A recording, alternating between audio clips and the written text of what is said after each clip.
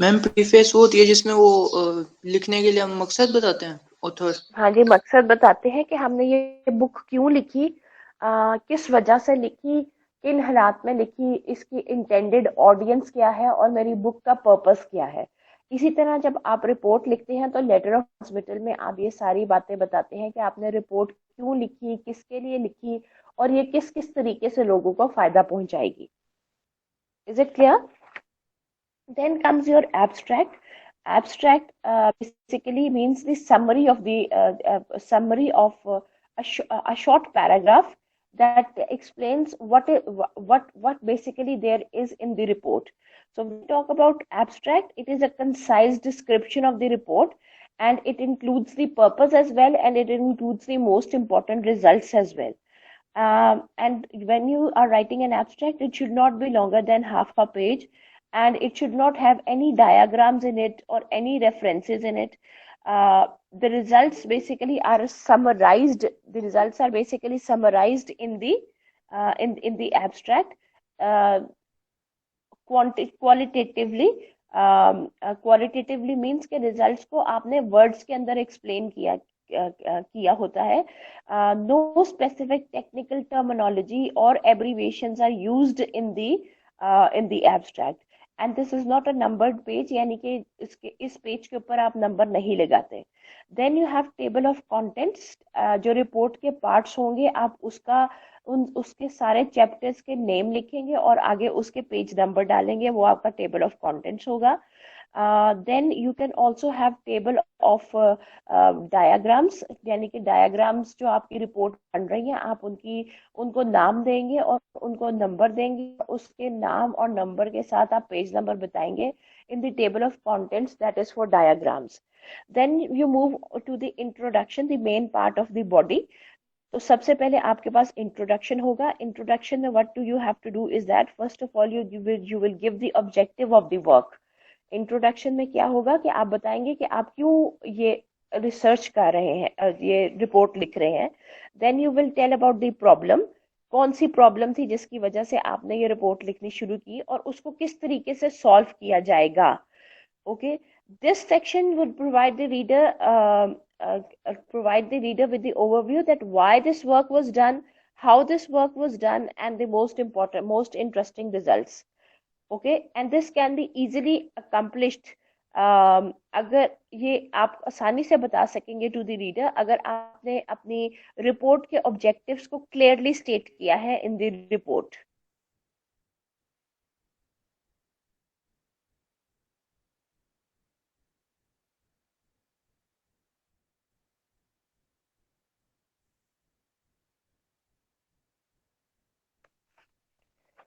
Okay, then suppose if your report is using any sort of theory, अगर कोई theory इस्तेमाल कर रहे हैं तो आप उस थ्योरी का कोई. जी.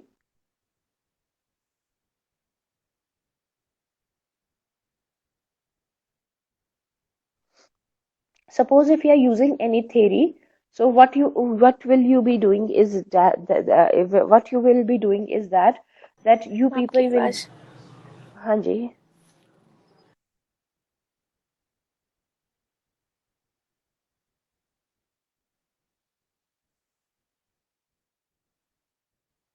What you will be doing is that you would be explaining that theory, and theories can be related to your particular fields as well. अब यहाँ जो है वो उन्होंने कोई एग्जाम्पल दी हुई है which you people will be reading right now. I think so this example is related to somehow or probably so you can have a look on. Uh, Suppose if you need a specific lab manual, you should prepare that. You should be clear that what should be included as a background theory. Consider presenting any material specific to the lab. जैसे कि आप अगर अपनी कोई research करते हैं तो आपकी लैब के अंदर कोई खास चीजें अगर आप इस्तेमाल करते हैं तो आप वो मेंशन करेंगे कि ये चीजें इस्तेमाल करके हम प्रॉब्लम को फाइंड आउट करने लगे हैं. Then you have the design and the theoretical analysis. फिर आपने अपने डिजाइन और प्रोसीजर को बयान करना है. You would be telling about the design of your work. alone or sufficient with equations or sentences. अगर आपने किसी बुक में से कुछ रिफर किया है तो आपको वो साइट करना पड़ेगा. साइट करने का मतलब ये है कि आप क्या करेंगे, उसके उसके नीचे आप ऑथर का नाम और ये उस वो बुक में से जिसमें से आपने काम लिया वो कब पब्लिश हुई थी, आपने उसका ईयर डालना है, सिर्फ ईयर डालना है, डेट नहीं डालनी. Okay, then comes your procedure. Procedure भी obviously depend करेगा from field to field. आपकी investigation के, आपकी research के different procedures होंगे. आपने उन procedures को बताना है कि मैं ये चीज़ investigate करने लगा हूँ, ये वाला procedure apply करके. And when you are writing, it should be brief and the reader can easily get to the point. You need to make sure. Like with any written work, if unnecessarily wordy, the writer becomes bored. क्योंकि report एक छोटी representation होती है, काफी बड़े काम की, main points पे फोकस करती है, इसलिए आपकी लंबी रिपोर्ट जो है वो बेसिकली इट्स ठीक नहीं होती. बहुत ज्यादा अगर आप वर्डी बना रहे हैं तो it's not good. What you have to do is that you have to present the information very concisely. Okay, after that, what do you need to do is that you will have your results and discussions. Now, when you talk about results, you will present the results in form of graphs and pie charts. And as I told you that the results themselves are not that important, but rather what is more important, how you are representing the results, how a layman can read those results and can benefit from it. So it should be always accompanied by a meaningful discussion.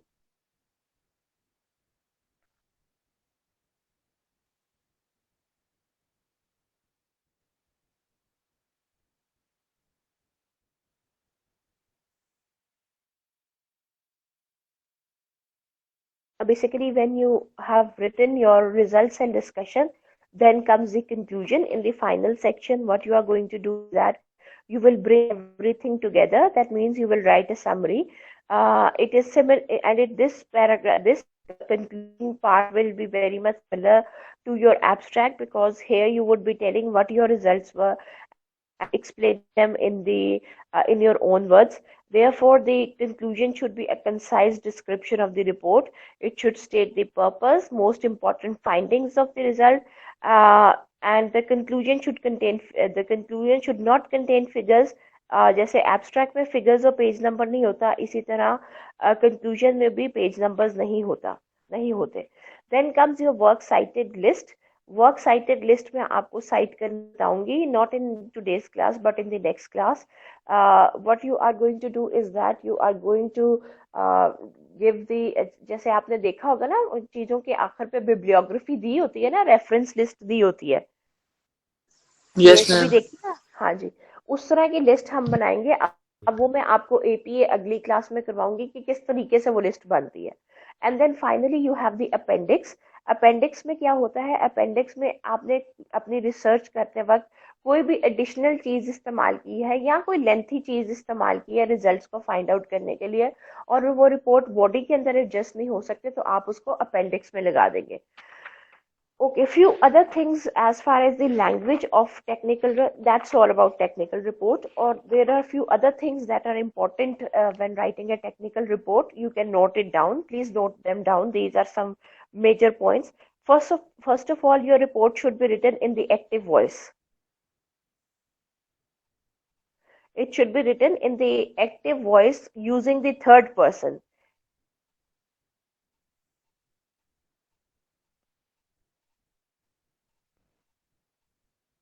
Using the ma'am इसका third क्या person. मतलब?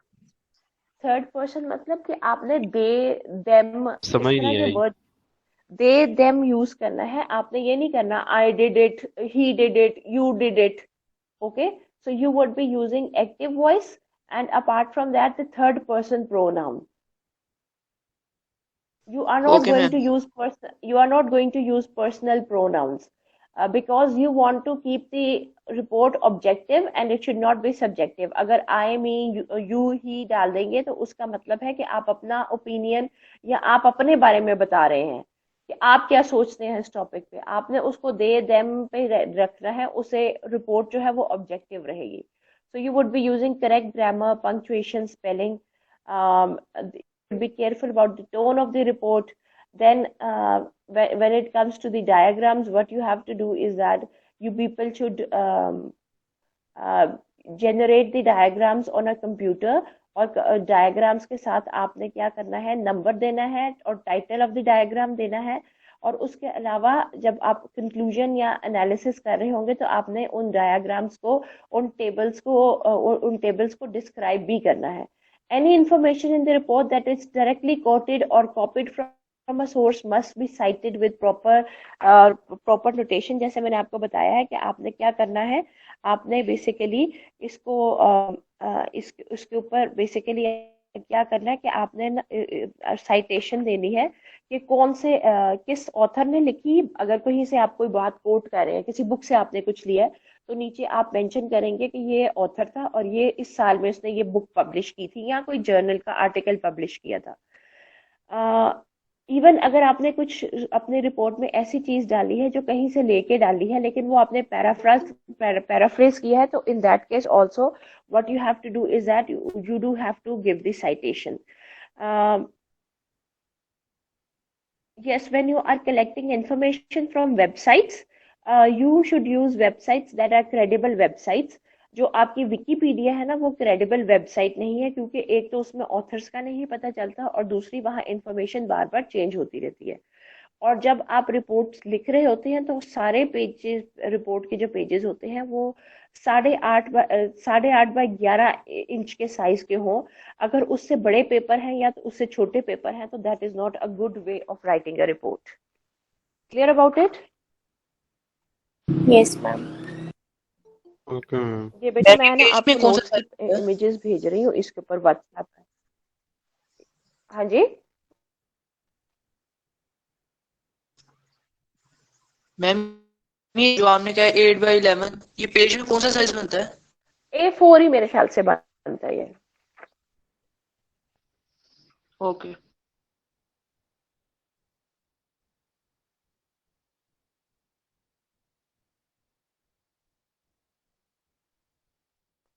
चलिए बेटा, ये जो मैंने hand out पढ़ाया ना, इसको जरा पढ़िए।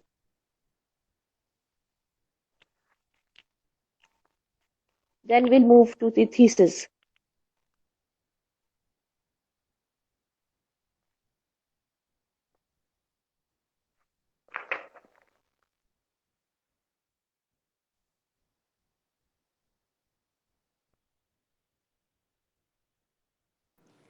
मैम पिक्चर ब्लर है। पिक्चर ब्लर है? चलिए ठहरे, मैं I yes think ma'am. So because I am taking it directly from WhatsApp, तो उस वजह से वो ब्लर आ रही है। Just wait a minute.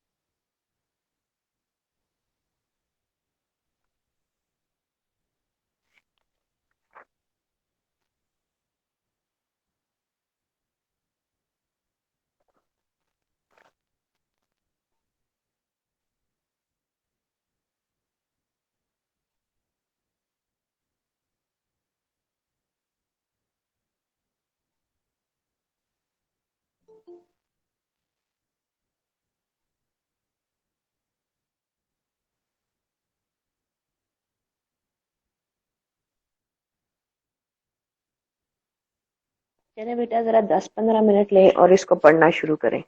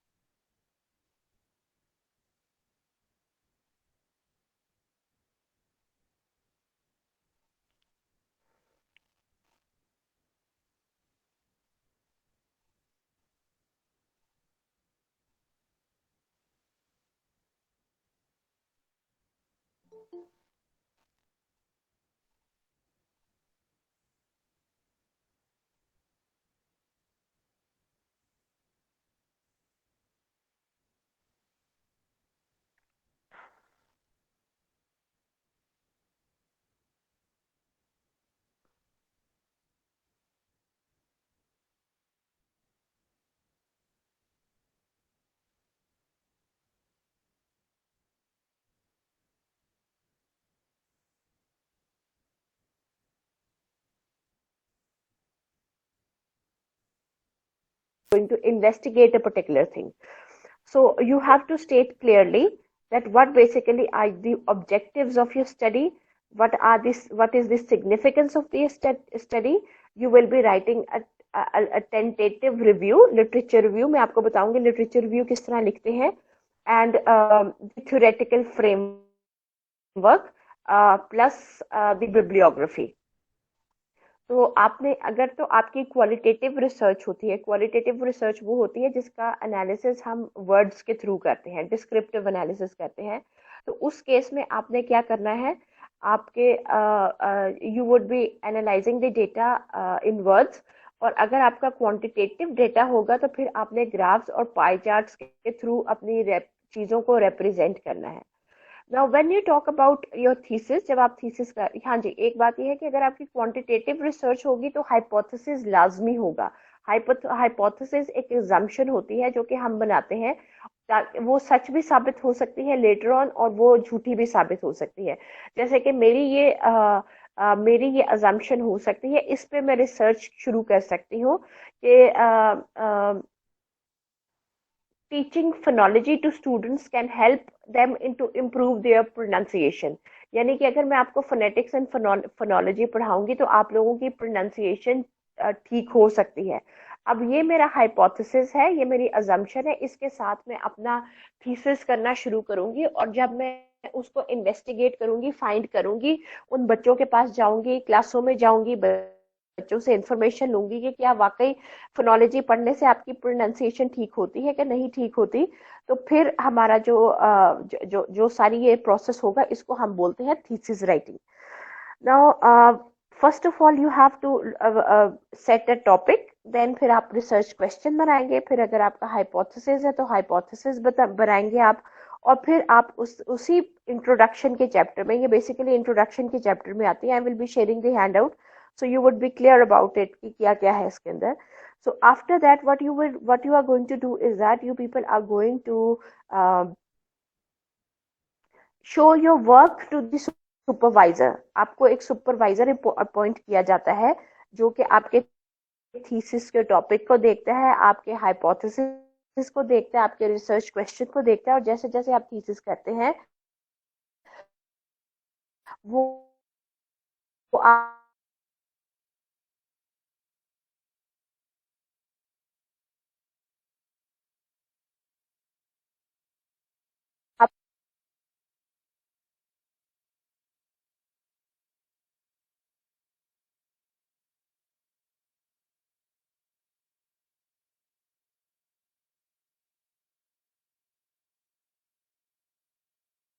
after that you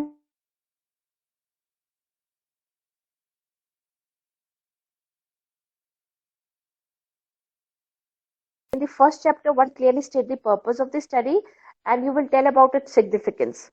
The significance is addressed by discussing how this study adds to the theoretical body of the knowledge. यानी कि जो इस टॉपिक पे पहले रिसर्चेस हुई हैं, मेरी वाली रिसर्च उस फील्ड में किस तरह से और मदद देगी या और हेल्पफुल होगी. Then after that you will explain how their research makes an original contribution to the body of the knowledge and how your study contributes to the body of the knowledge. Okay, then is basically your review of literature, that is the second chapter, जो आपका introduction में आपके background of the study आ जाएगी, आपकी purpose of the study आ जाएगी, आपकी significance आ जाएगी, आपके रिसर्च क्वेश्चंस आ जाएंगे, आपके हाइपोथेसिस आ जाएंगे, आपकी स्टेटमेंट ऑफ द प्रॉब्लम आ जाएगी कि क्या प्रॉब्लम थी जिसको लेके आप परेशान हुए और आपने सोचा कि मैं इसके ऊपर इन्वेस्टिगेट करूं. Then comes your second chapter, that is known as your literature review. Literature review में आप अपने टॉपिक से रिलेटेड डेटा इकट्ठा करते हैं जो कि डिफरेंट ऑथर्स ने उस टॉपिक पे अपना काम किया हुआ है. आप उसको अपने ख्यालात के साथ मिक्स करके देते हैं, और जब आप लिखते हैं रिव्यू तो आप आगे साइटेशंस देते हैं जो कि हम अगली क्लास में पढ़ेंगे. फिर आपका तीसरा चैप्टर होता है मेथोडोलॉजी का. मेथोडोलॉजी में क्या करते हैं, you tell the method, whether you are using qualitative method to analyse the data, whether you are using the quantitative method to analyse the data. Quantitative method जो होता है वो चार्ट्स और ग्राफ्स इस्तेमाल करता है, क्वालिटेटिव में आप वर्ड्स इस्तेमाल करते हैं। तो सपोज अगर आपने कोई सर्वे किया है या आपने कोई ऑब्जर्वेशन की है तो आप उसको लफ्जों में ही बयान करेंगे। Then you would be talking about, अब आपका जो मेथोडोलॉजी का सेक्शन है इसके अंदर भी आपके रिसर्च क्वेश्चंस, आपके हाइपोथेसिस, आपका रिसर्च डिजाइन, आपके आपके टूल्स, आपका सैंपल, किन लोगों पे आपने स्टडी कंडक्ट करनी है, ये सारी चीजें आएंगी। और इसके अंदर आपकी इंटरनल और एक्सटर्नल वैलिडिटी भी होती है। Then you have your reliability. Reliability, validity वगैरह का क्या मतलब है कि जो टूल आपने बनाया है, यानी कि सपोज आपने सर्वे क्वेश्चन बनाया है, तो आपका वो जो सर्वे क्वेश्चन है वो वैलिड है कि नहीं, वो रिलायबल है कि नहीं, वो ऑथेंटिक रिजल्ट्स दे पाएगा कि नहीं दे पाएगा, इसको हम बोलते हैं वैलिडिटी एंड रिलायबिलिटी। सिमिलरली अगर कोई आप एक्सपेरिमेंटल स्टडी कर रहे हैं तो आपने प्री टेस्ट पोस्ट टेस्ट करना है। प्री एक्सपेरिमेंटल स्टडी में क्या होता है कि आप एक एक्सपेरिमेंट कंडक्ट करते हैं।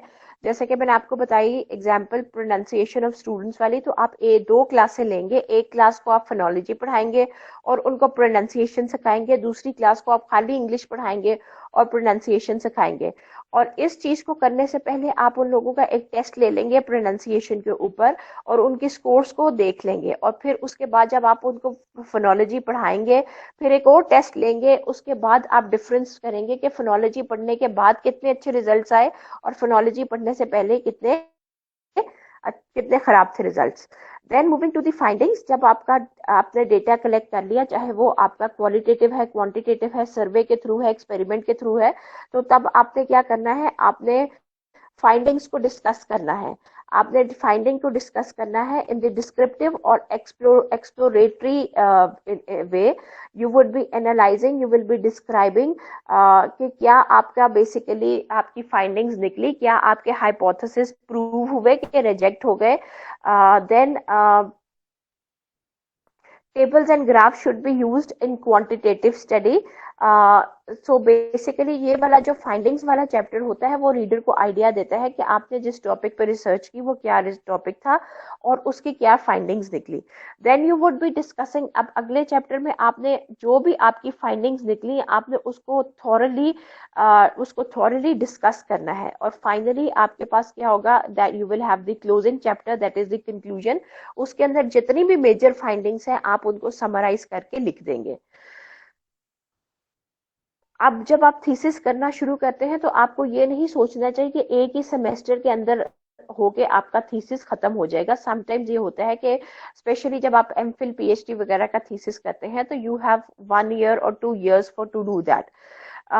Expect your chair or committee members to copy edit your thesis or dissertation.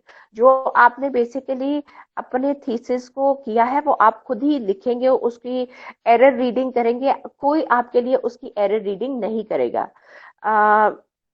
और आपने जब अपना थीसिस सबमिट करवाना है तो आपने क्या करना है, आपने अगले बंदे को अपना रिवाइज्ड एरर फ्री थीसिस देना है ताकि वो आपको उसके लिए स्कोर कर सके। And then it is the students responsibility to reserve a room for defence and to, ये आपके ऊपर अप्लाई नहीं होता। Then what you have to do is that be prepared for revisions after the defence. Defence में क्या होता है कि वो आपको बुलाते हैं और आपसे पूछते हैं कि आपने जो अपना थीसिस किया वो क्यों किया, कैसे किया, क्या क्या फाइंडिंग्स हुई, किस तरीके से किया, और आपने उन सब बातों के जवाब देने होते हैं। अगर कोई उस टाइम वो कहते हैं सुपरवाइजर्स कि आपने अपने थीसिस को चेंज करना है तो you have to change your thesis.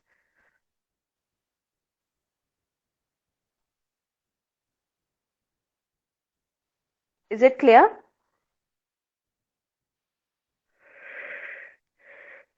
Is it clear now? Ma'am and वाला दोबारा रिपीट करेगा। किसका? क्या रिपीट करूं दोबारा? एंड वाला बोले। बेटा एंड पे मैंने ये बोला आपको कि आपको डिफेंस देना पड़ेगा। डिफेंस होता है कि जब आपका थीसिस मुकम्मल हो जाता है ना तो आपको कमेटी जो होती है ना, सुपरवाइजर्स की कमेटी, वो आपको बुलाती है और आपसे आपके थीसिस से रिलेटेड सवाल पूछती है। आपने उन सवालों के जवाब देने होंगे। मैम थीसिस तो सारा खुद ही कुछ लिखते हैं ना, उसमें आप कोई इंटरनेट से कुछ नहीं ले सकते ना? नहीं, जो लिटरेचर रिव्यू का सेक्शन होगा ना उसके अंदर आप ले सकते हैं। ठीक है। I am sending you this article. आपने इस आर्टिकल को अगली क्लास ले आना, और जब आप इसको अगली क्लास में पढ़ के आएंगे तो सबसे पहले हम इस पर डिस्कशन करेंगे, और डिस्कशन के बाद जो है ना फिर हम उसको शुरू करेंगे, व्हाट डू यू से, मैन्यूस्क्रिप्ट राइटिंग। अब जो मैन्यूस्क्रिप्ट राइटिंग है ना, it is very much based on thesis writing and, जो कि इसी हैंडआउट में दिया गया है। Is it clear? तो इसलिए आपने इसको अच्छे तरीके से पढ़ के आना है। And that's all for today now. See you there. Yes, ma'am. Beta, please mark attendance sheet.